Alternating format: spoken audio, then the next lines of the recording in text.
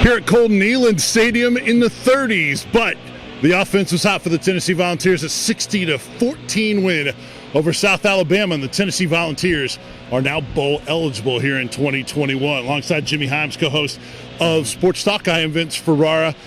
Boy, this was another typical Tennessee performance, right, Jimmy? They're fast out of the gate, and Tennessee never looked back. So efficient, high-powered. It's been unbelievable. This offense, they've been great in the first quarter all year. They've scored 162 points in the first quarter.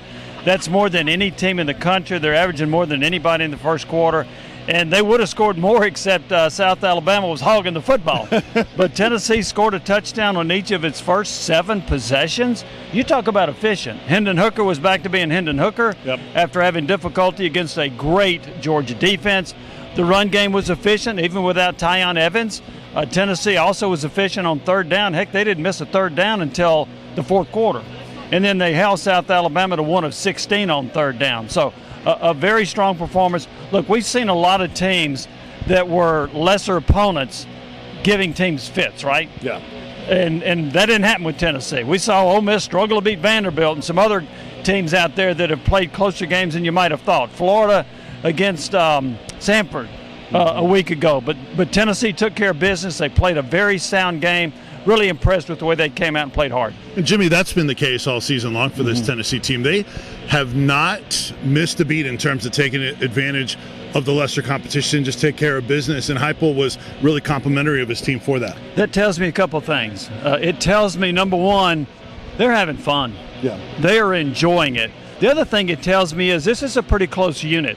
We heard one of the players after the game talk about the players that are with this team, not the ones that transferred, how he believes in them. And I think that has made a difference. These guys like each other. They like playing for each other. They like playing football. I think that can help you avoid having letdowns. Boy, and you look at some teams like Florida and others that they don't look like they're playing hard or playing at all. And you see this team get better as the year goes on. That was another theme in the postseason, in the press conference today. But man, Tennessee got a lot of guys work on offense, got a couple 100-yard receivers.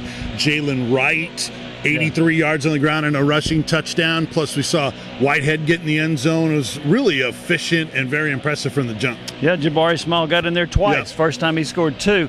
We also saw the skills of Velus Jones. Over 100 yards receiving, 96-yard kickoff return, 40-something yards in punt returns. He had almost 250 all-purpose yards, and he's outstanding as a return guy. He's a dynamic player, very impressive.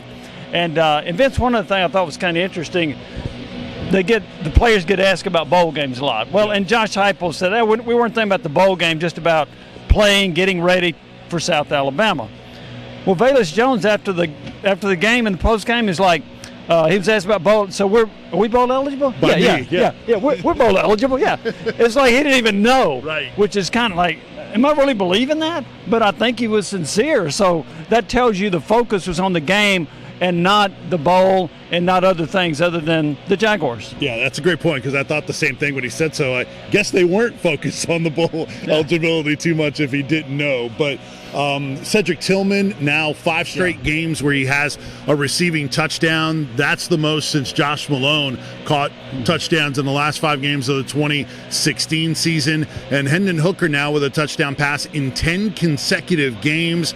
That's the 6th longest streak in Tennessee history. That last time he is tied with Tyler Bray, who did it in the 2010 and 2011 season. Boy, I mean, just a lot of offensive weapons when these guys are dialed in. Well, yeah, and Tillman had another 100-yard game. You talk about a poster child for recruiting. Yeah. I'm taking Cedric Tillman, 8 career catches in 3 years. And then this year, he went into this game with 46. I think he had 4 today. He's got 50. His yardage total is up there. He's making a case for being all SEC. And you know what? So is Hendon Hooker. Not first team or second, but third team.